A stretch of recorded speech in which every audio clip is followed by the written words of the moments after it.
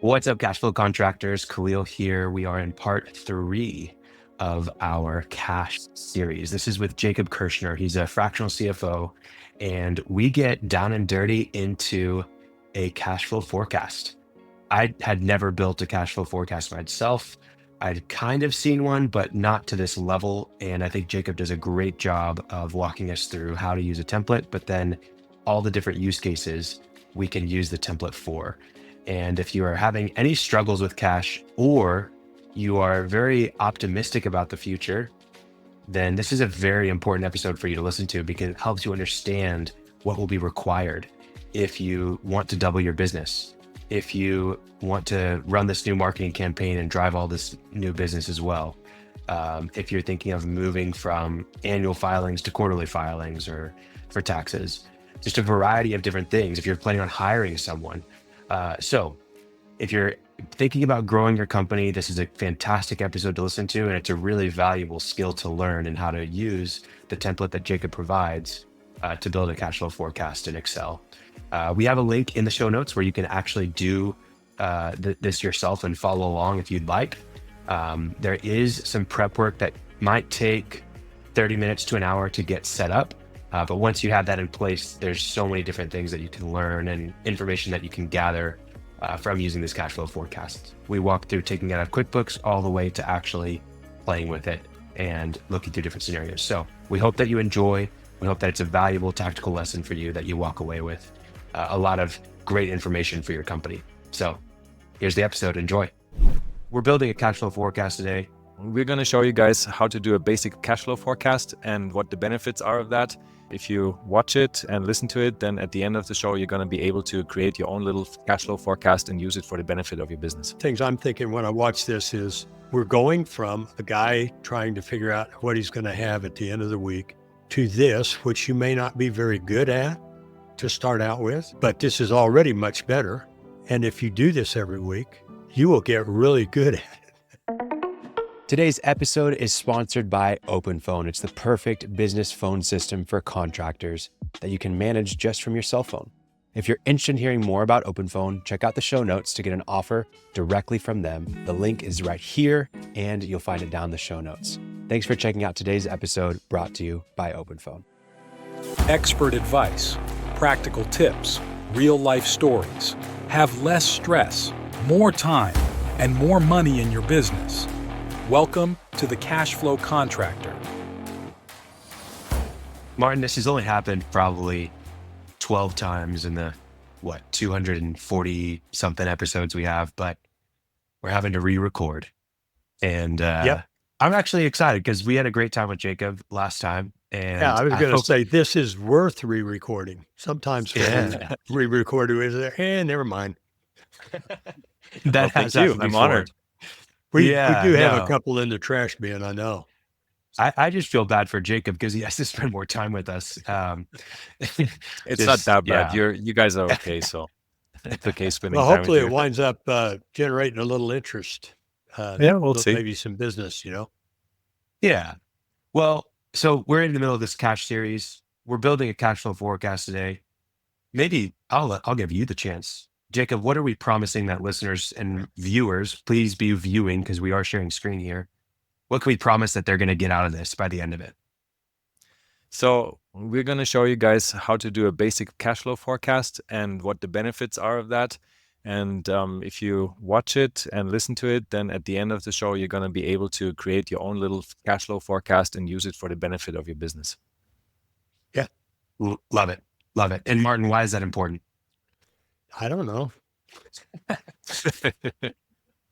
No, I'm taking notes here because I'm doing a coursework on exactly this subject, right, Khalil, this weekend? Yeah, you are. You are. And the name of the course is the 3 most important numbers in business.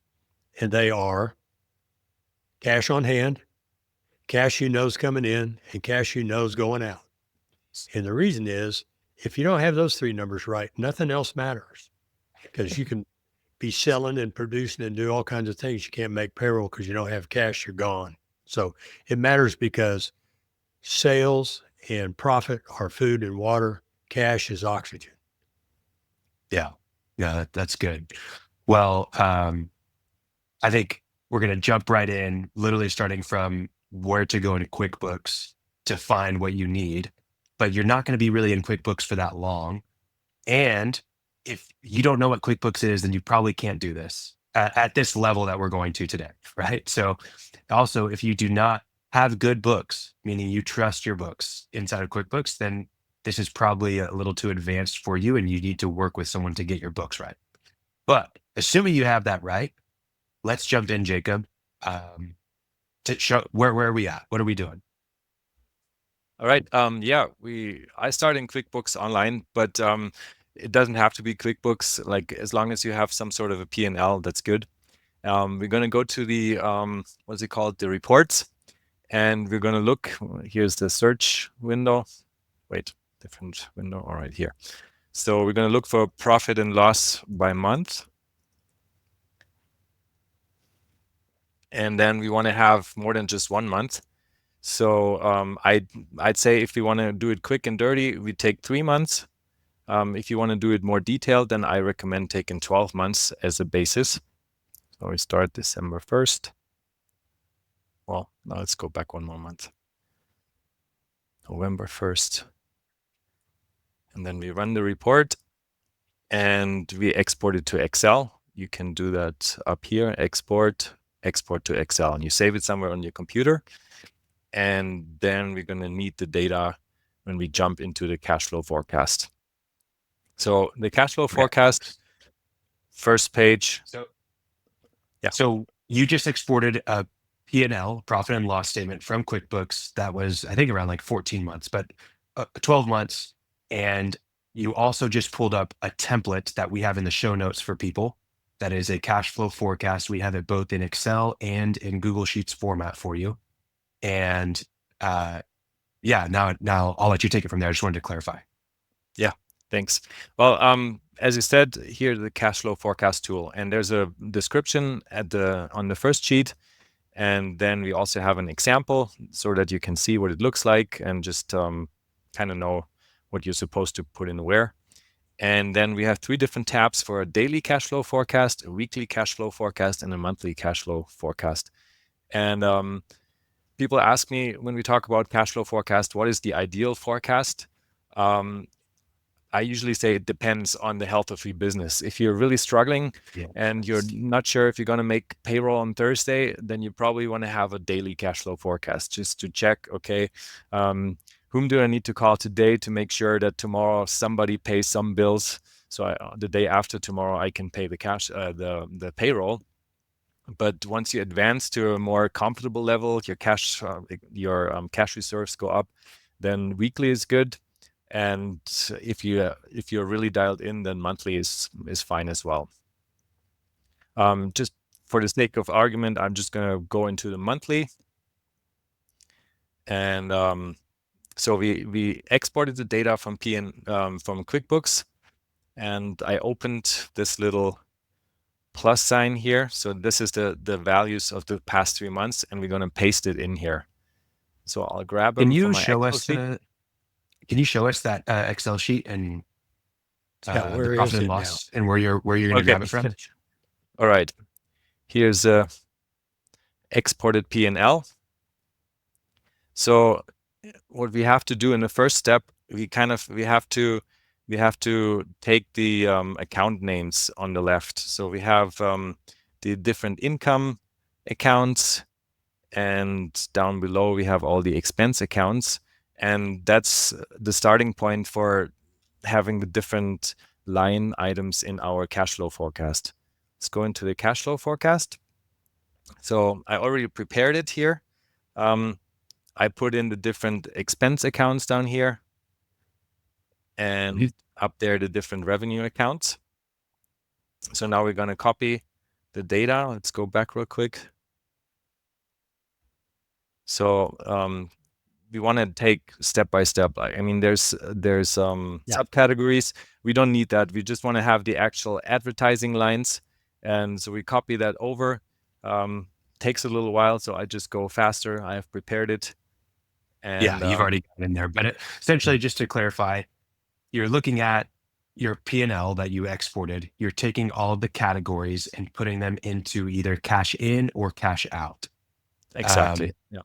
Then you're putting in the totals with there. So you need to copy it. If you're doing the monthly, we have 3 months in here. So you would do the last Exactly. 3 months. Yeah, three Um, columns. if- Yeah. If you want to do longer than that, then you can add more. Would you just add more columns? Like, let's Exactly. say if Yeah, I you want to can- do it for 12 months. Then we just do insert, make it bigger here, and then pull the formula over. And then we can just, let's Add one. pretend. Yeah. So we just copy it and put it in here. So that works. And then here you'd have to adjust the formula to pull the 4 months. But I'd say start with 3 months. That's totally fine for the beginning. Okay. And Just start with 3 months to start. But if you Yeah. needed to, you could adjust this to be bigger, and then you copy in or you paste in each of the values for each month. Exactly. Okay. So there's a little bit of prep work to even getting started in this about having your categories lined out inside the template, and then copying over all the data from the P&L. Great task for an assistant to do, but wouldn't take you terribly long to do. Yeah. Quick ad break to tell you about Growth Kits. This is actually my company, and you may have seen it around, but I started Growth Kits because I kept seeing contractors struggle with the same problems over and over again. They were trying to be better organized inside of their business, but kept drowning in the day-to-day operations. So whether you need a better CRM, a hiring process that actually works, or you just want to make sense of the tech stack inside of your business, we have systems that are built specifically for contractors. You can either grab our DIY guides and implement these systems yourself, or you can hire us to work with you on it and implement it for you. No massive consulting fees, no year-long commitments or monthly retainers. Just pick what you need right now and let's get it done together. Head over to growth-kits.com to see how we can help you construct your success one system at a time.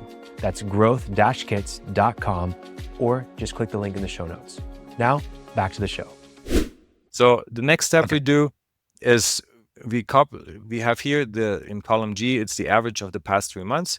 We just copy, we copy the values from here, and then we insert values. You can do different paste options. You just want to put the values in. You don't want to copy the formulas. And then we can copy this over the whole 12 months that we have in the forecast. So you're And we taking do- a 3-month average and calling it your monthly average for 12 months. Exactly. That's the starting point. And we do the same for the expenses. Let me do it real quick so we have that done. And then I can add a few more things to it. Again, we just paste the values, not the formulas. And then we I've got can a question for you. Could you go in and just grab each month from the last year and paste them into the individual months of 2025? So like align February Absolutely. 2025 with 2024. So basically saying if I didn't grow at all, then I could just paste all this information. Yeah, that could totally work. Again, that's the more detailed way of doing it, to take 12 months. And so you have the seasonality with it. And Right. the quick way is just taking 3 months, and then you have to sit down anyways, and just have to go line by line and look at every month. And then with the knowledge that you have as the owner of your business, you have to adjust, like, how many contracts you have in the pipeline, what projects are about to be invoiced, how long it will take for the invoiced amount to be back in your account, like when is the customer going to pay. All that kind of information that you have, you need to use it and adjust your forecast accordingly. So the average of the past 3 months, that's just a starting point. Yeah. Gotcha. So another important step you have to...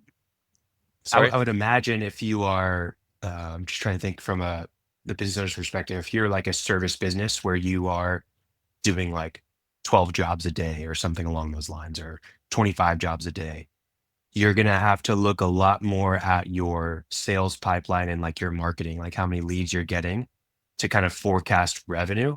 But if you're more of a bidding contractor that's, bidding jobs months in advance before you do that, you're going to be able to look at the bids that you actually have out and like when they're supposed to close to be able to forecast, less on the lead side, more on just the sales side. So that's just a thought that I'm thinking in terms of calculating each month by month. Yeah, it's a good point. And yeah, I mean, depending on how big your business is, it's a good idea to have the salesperson with you in a conversation when you start making predictions here. A sane person, someone who's not so optimistic. Salesperson. Oh, a salesperson. Yeah, but they're maybe by a sane definition person too. not. Yeah. Maybe So- a sane person too. Yeah, that too. Just technical information I forgot to mention at the beginning. Here in this field, we have to add the date when we start. And in this field, we have to add the current bank account balance. And if you have more than one bank account, then you have to add them together, obviously. Yeah. Okay. All right. I think the preparations are almost done. We have to remember that not everything in the P&L is a cash relevant expense. For example, depreciation, if that's part of your regular P&L, then we have to take that out, because here we really want to look at cash in, cash out. And also there's a few accounts that you won't see in your P&L that also affect your cash flow. For example, the owner draws that you take for yourself, debt service when you buy inventory, and paying taxes. You can't see that in the P&L, but you have to add it. So you should also take your bank statements from the last 3 months or even more months when you want to go into more detail, and then just check for those kind of things. So you think that, is there a place that we should be going in QuickBooks, or should we simply just go to our banking account, look for other expenses, like our credit card payments, like our Exactly. loan payments? Okay, Yeah. just go to bank statements. Okay. Bank And where statements, would yeah. we put that on here? I see in row 42, 41. Okay. Yeah, I've already Gotcha. added it just as a reminder. And if there's a special situation in your business that also takes cash out of your account that's not listed here, then you have to add it as well. Okay. Gotcha. So the inventory, when you buy inventory, I think we have it up here. It's part of materials, and it's a bit tricky because your accounting system, it calculates the cost of goods sold, and that's only it only calculates for the material that you sell. But when you buy material, you have to pay for it even before you sell it. So you have to take into account, what are you spending on buying inventory? Mhm. Hey, I don't want to confuse things, but have you ever just go over to the balance sheet and look at changes to the current assets and current liabilities and put those numbers in there? If you have a balance sheet, then yes, that's definitely the best way to do it. And you can actually automate it, the changes from one month to another, so you know exactly what happened. But yeah, it depends on where you're at with your account. Yeah, I don't want to step too far out. One of the things I'm thinking when I watch this is we're going from a guy trying to figure out what he's going to have at the end of the week, who's just thinking. Maybe he looks at his bank app, he just guesses about what might come in if he remembers, and he's just thinking about, oh, what has to go out. And so we're going from that to this, which you may not be very good at to start out with, but this is already much better. And if you do this every week, you will get really good at it. You agree to that? With that? Absolutely. And Yeah, so it works. Like after doing it 3 weeks, then all of a sudden you realize, oh, I'm missing this important piece of information. And then you just add it and you get better at doing it. Yeah. Yeah, absolutely. Huge evolution of a business owner. Yeah, that's great. Okay, so we've got all of our data in here. We understand that we use the P&L to get our last 3 months or 12 months if you want to, monthly values, get the average, spread that across the 12 months of the upcoming year. We've got not only our expenses in here from the P&L, but also any cash that comes out, like credit cards, material purchases for inventory, and our owner draws, our tax payments. Those are all inside of here as well. Once we have all that entered, are we just looking at numbers? What are we doing here? Well, as I mentioned before, now comes the actual work. This is just all preparation, what we've done so far.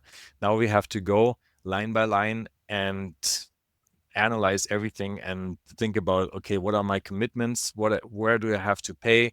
At what time do I have to pay? What are my personal payment terms? If I have 60 days, maybe I only pay after 70 days. So I have to plan for that. Maybe I already pay after 30 days because I have tons of cash. And I adjust these numbers here in the 12 months looking forward. I adjust it according to what I expect. Of course, and just to be specific, like there's $2,500 in there for rent. Probably that's going to be pretty steady. I mean, it's predictable. The next line is meals, I think, and it's in there at $1,300. Yeah. That's travel. You could travel and meals and entertainment or travel.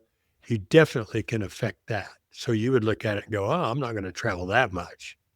Exactly. I've been on a big trip maybe in September, but I won't travel until next September. So you can take out everything. So like that. Okay. So let's do that. So we're taking out travel travel Most of because we're not traveling until we have 2,500 here in May. There's nothing cool. Here. And then maybe a big journey here, 5,000. Okay. We just delete it.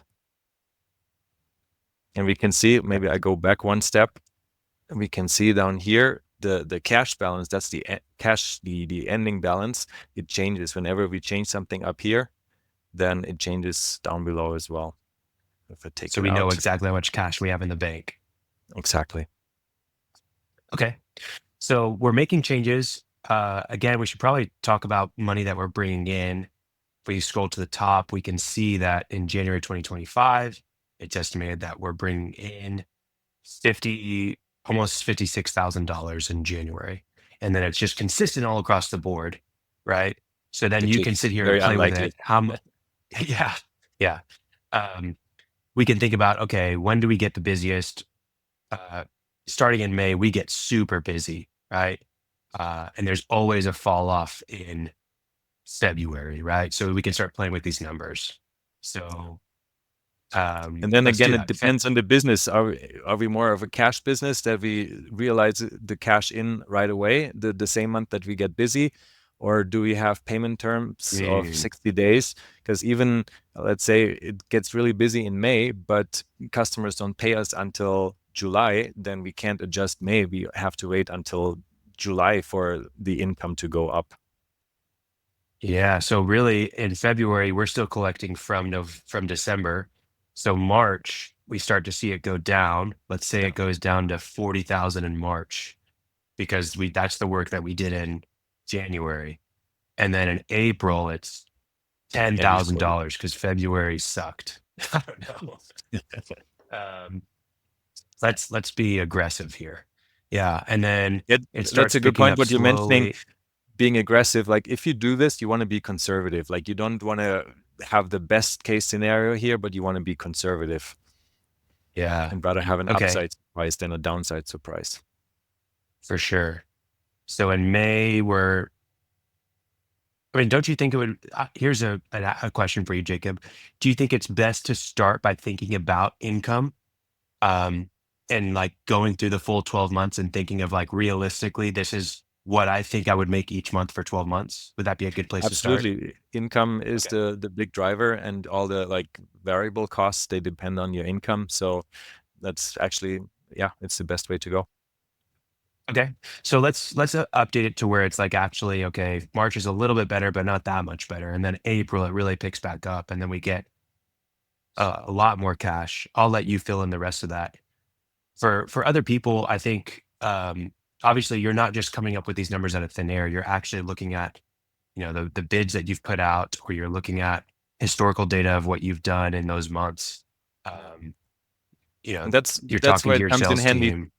that's where it comes in handy to look at the past 12 months, because then you kind of get an idea of the seasonality, like which months are traditionally good months, which are bad months, Right. and then you can predict from there. Yeah, absolutely. Okay. We have income going steady for the rest of the year. Do we feel like we need to change anything? Well, I mean, we I can think we're good. change Okay. it, but it doesn't really matter. It's an example. All right. So now that you did that, what I like about this template is that you don't have to scroll down to the very bottom to see how much cash is going into the business. You can see it there calculated. But this is actually always, that's the starting balance for each month, and the ending balance is at the bottom. So you can already see, just without even changing the expenses you've had, if everything were to stay the same or to be averaged out, May we'd be getting scary close to zero at the top. Yeah. Oh, yeah. yeah, There we go. So we're Traditional formatting. this line shows us the change in our balance. So it goes down by 5,000, goes down by 35,000. And down here, that's what the actual cash balance is. So as you said, in May, it's not a lot of cushion left. Yeah, not a lot. I think this is right away decision that you can make. I got to change my payment terms. 60 days is killing me, right? Exactly. I got to get to 30 days. And again, I think there's a resistance to that a lot of times. No one will work with me. Well, what if you even just got one of those people to be on, or one of those clients to be on 30 days? Like if you're worried about this relationship with this company, I still think you should move to 30 days. But what about just getting one of those over, right? It would change your cash position tremendously. Hey, you. Yes, you. Please take a moment and subscribe to our podcast. If you're getting value from what we're talking about here on the Cashflow Contractor, please do us a favor and just click subscribe. If you're on YouTube, click subscribe. Apple Podcasts, hit subscribe. Spotify, hit subscribe. And if you want our weekly newsletter straight to your inbox every single week, click subscribe down in the show notes. Really, really easy. I know that you're probably listening while you're driving from job site to job site, or you're working on something in the office or at home, or you're mowing the lawn, but just take a second and subscribe for us. It would mean the world to us. We know that you're trying to build a profitable construction business that operates without you. We're trying to build a profitable podcast that operates with us, and you're a huge part of that. So please subscribe. We'd love to help you even more and help other contractors find our content as well. We all do better when we share what works. Thanks for listening. Let's get back to the episode. Okay. So we've got some of our cash in there. The next step would be to then go through the cash out categories, which we kind of already did a little bit by removing travel, but just going through judiciously and changing some of those things. So let's do that. Let's say that, hey, it gets busy in May. We're going to be ordering a ton of materials. So, and we'll give us some grace here. In February, it's slow. We're not spending a lot of money on materials. So Right. I think we talked about it before. Like, when do you actually purchase your material? Do you kind of buy it just in time, so it correlates with your revenue, or you put your cash in, or do you pay? Do you buy it in bulk because you get a good deal for it?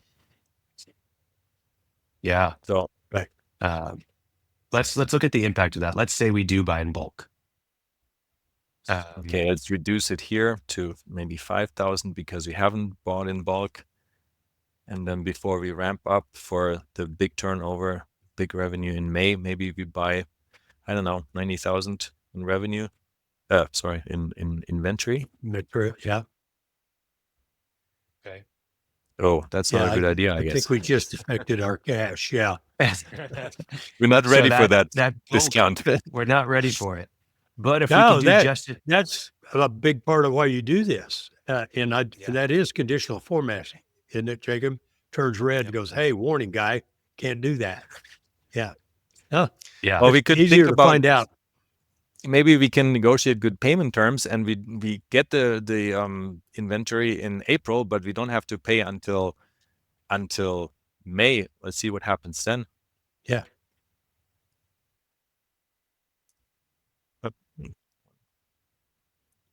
Assuming that most of our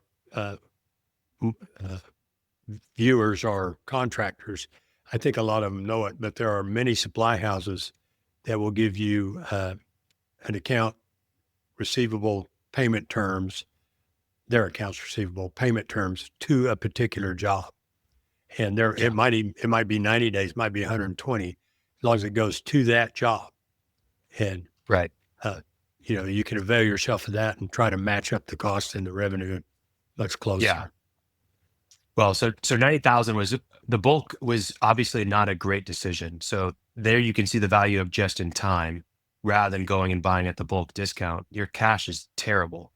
So You're maybe just do half of essentially it, gonna have to, yeah, We just do can still half. maybe, well, yeah, it's still kind of, maybe we can look at other expenses and cut down on the expenses a little bit. Yeah, we're struggling. Yeah, Jacob. let's not pay we're our bad businesses. Let's not going not to pay our pay taxes. ourselves or ourselves. Like, if the wife is fine with that, then we can pay ourselves only $2,000. Okay. So I'm trying to think of other things that actually happen, and I think we talked about this on the previous recording of this episode. Jacob, you're my CFO. I'm talking to this advertising firm. They are promising 6-to-1 returns on our advertising dollars. We've got to spend 30,000 on this ad campaign in August, and it's going to keep us busy through the rest of the year, right? So we're not going to spend. Once we get to August, we're going to spend 30,000 on marketing. And that's a per month thing? No, that's a one-time payment, right? One time. Doing this Okay. one campaign, and then we get to. We're going to start getting business immediately, but again, and we changed our payment terms for these new customers in August to 30 days. So we won't see any of the gains in August, but we should see some in September, and it should only increase from October, November, and December, right? So 120. Wait, what did I say? 6-to-1? So we 6 to spent 1, yeah. 30,000, That's 180. 180,000 Yeah. in October would be great. Well, September's good, 120, and then we'll go to October and do 180. Whatever. I don't want to. I think I'm delayed on my screen share here, so I'm sorry. Okay. So now in October, 180. You can sign me up for that advertising program too, Khalil. Yeah, that sounds pretty good. Yeah. 6X in 60 days. Yeah. I mean, So we probably have to adjust our materials as well, but we can leave it for now Yep. and go back to marketing. So let's see. So in August, we still have enough cash reserves, so we don't mind our cash going down by 17,000, and then Right. we're doing well. But That's I'm where, thinking, hey, I need a credit line to kind of, get through there. But you're definitely thinking right that we probably need some material orders. and we probably need another person, like maybe some account manager or something that we need to hire as well, because we're like Yeah. tripling revenue. So Yeah. let's So see. you can think about decisions like this, right? If we increase marketing, okay, that's going to impact labor, that's going to impact materials. Maybe it's going to impact overhead other overhead that we have. We have to get a bigger place. We got to have more insurance, whatever it is. We got to have more vehicles to be able to do that work. You can kind of play with all of those numbers and see exactly where it can go. Okay. So another scenario, tax payments. Right? We haven't even calculated that because we're averaging it out over 12 months, but we pay quarterly, right? there you go. But then we have to adjust the amount, so it's like 1,000. But Yeah. if we increase our Yeah. revenue, then we have to plan for higher tax rate as well. Right. So I'm making the numbers up because I haven't calculated where we're at with our net profit right now. But let's see, maybe 5,000 here. and then towards the end we're making tons of money, so maybe it's 15,000 even. We tripled our revenue. Yeah, so it makes you become more familiar with your business. You start thinking about all these interactions. Yeah. Yeah. So there's so many different scenarios here. Um, Jacob, I want to hear from you. Uh, what are some real examples of you working with a client on the cash flow forecast and it drastically changing their perspective or their decision making around how they run their business? Yeah, that's a good question.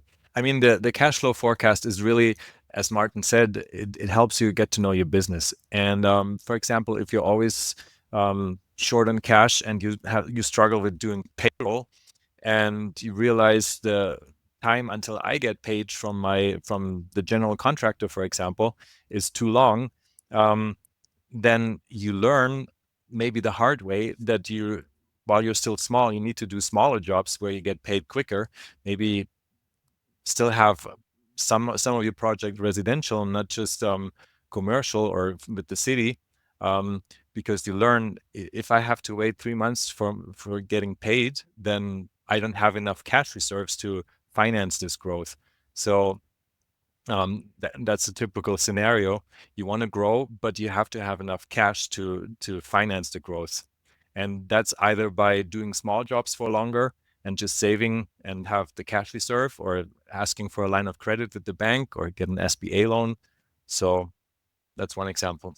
You know, Jacob, that's one of the most common questions all three of us have been asked, is how much reserve do I need?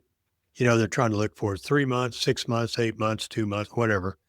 But this is how you can look and say, if these things happen, my eyes aren't good enough to read the negative number there, minus 17,000. Well, we need to never be below 35. So what do I got to do to make that happen? So it helps you define what that reserve needs to be. And then that's your job. Go get that reserve. Make it happen. Changes your life. And even if there's different opinions on how much you should have, more is always better than less, right? Yeah. Yeah. More. Yeah.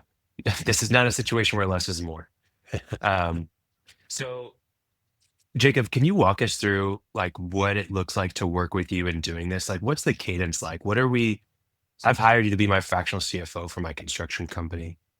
I'm assuming we're gonna get a cash flow forecast and we're gonna work on something like this, but what else are we doing?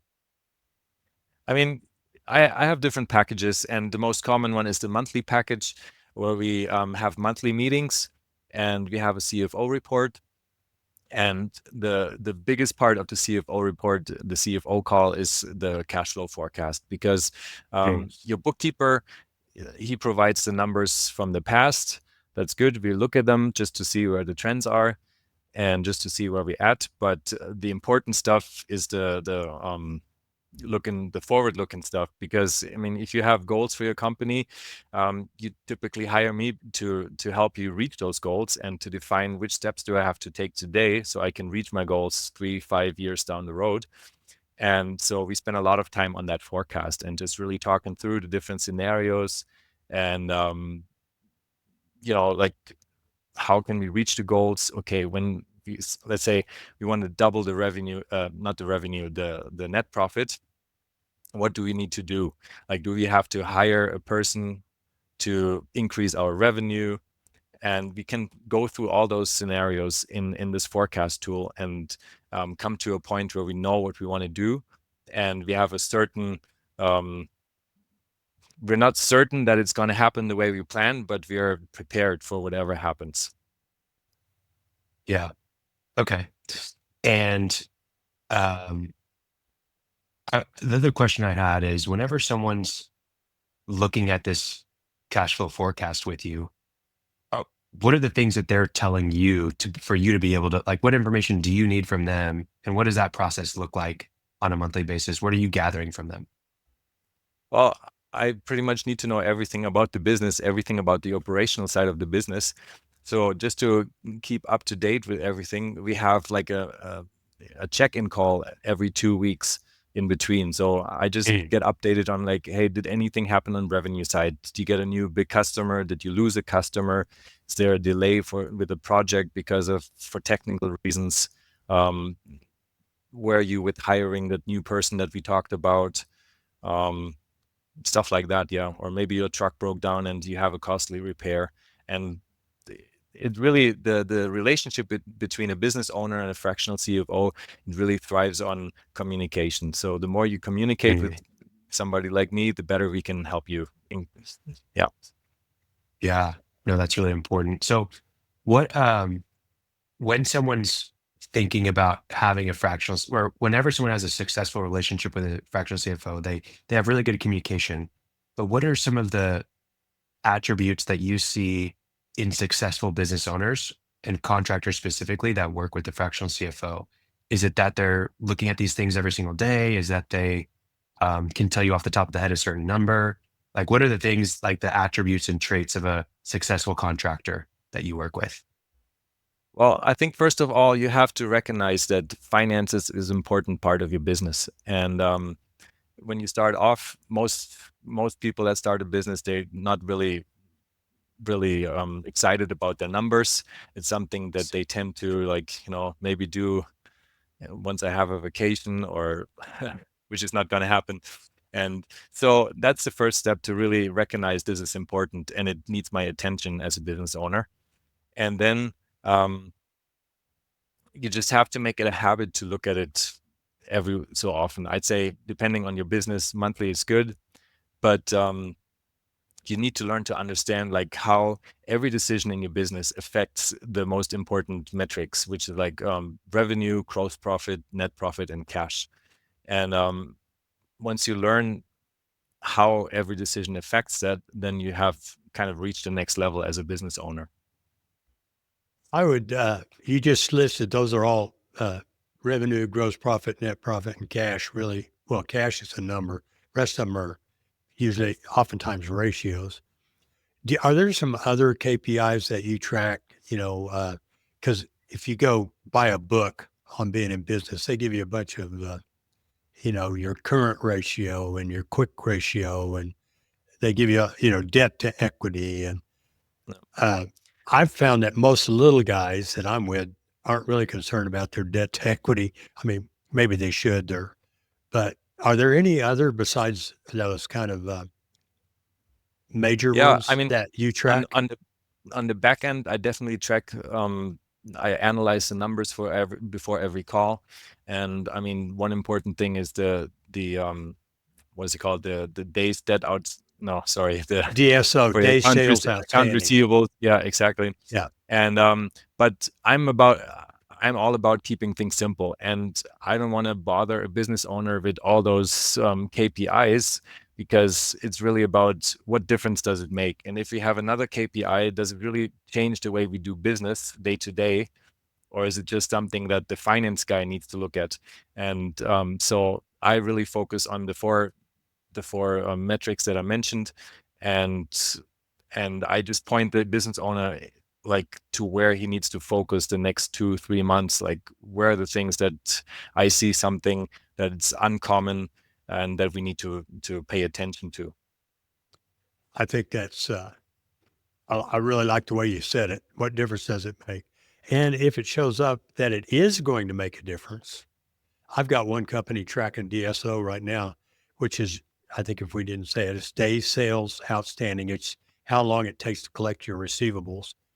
And we have people who are out there charged with doing that, and we need an objective to measure to say, how well are you performing? And if it was 60 days and after a month or so, they've got it down to 45 and then they get it down to 30, we're tracking a metric that's objective rather than, just saying. I think that's brilliant. Yeah. What difference does it make? If it's useful, do it. If it's not useful, let the CFO do it.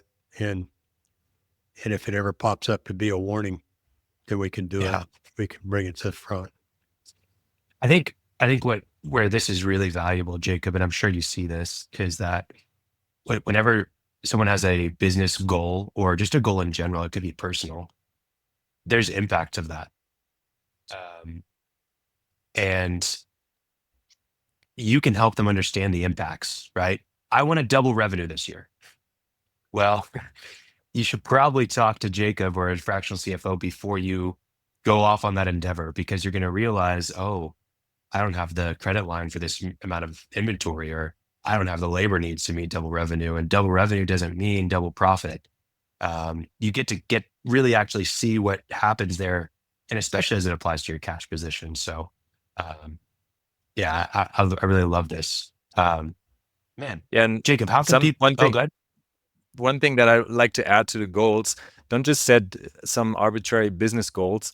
Think about what is important to you in your private life, like family, spouse, hobbies, and it has to be tied together, because if you have a business goal that doesn't match your personal goals, then you just get frustrated and burnt out. And I think the starting point is always think about your personal goals and then see how the business needs to support those personal goals.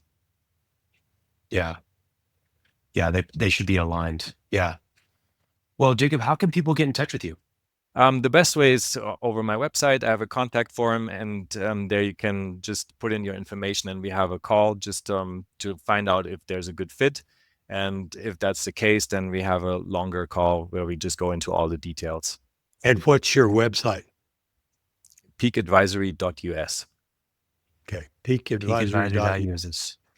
We'll have that in the show notes for listeners. Yeah, Jakob, thank you for round 2 of this. It's my pleasure. Fingers crossed this recording's live and on YouTube. So no, thank you so much. We really appreciate your time, and we'll pass this out to everybody. And yeah, go check out Jakob at Peak Advisory, guys. Thank you, and thanks for having me. Yeah. Blast. Thank you. You made it to the end of the episode, but before you go, if you found yourself thinking about growing your construction business while listening today, I want to share something with you. It's called our 24 Things to Hiring and Training the Perfect Executive Assistant for Your Construction Business. And it's a free guide that we've created. It's not theory. It's what we actually use to help contractors hire the perfect executive assistant.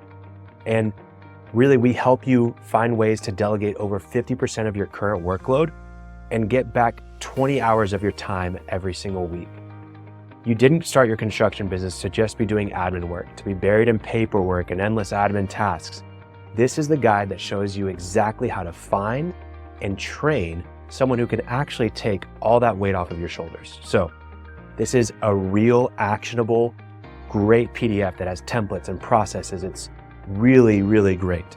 And I want you to check it out, even just to get your feedback and how we can make it even more valuable. But I know that you're gonna love it. The link is in the show notes. Please download it. We'd love to see how much of an impact it makes on you and your business. Thanks for listening to the full episode. Check out the guide. It's free. No reason to hesitate. No reason to wait. Download it now. And before you go, I just want to ask for your gracious subscription to our podcast. So if you have 2 seconds, it means the world to us. Just subscribe on YouTube, Spotify, Apple, or if you'd like our weekly newsletter delivered to your inbox whenever we release an episode, please subscribe in the show notes.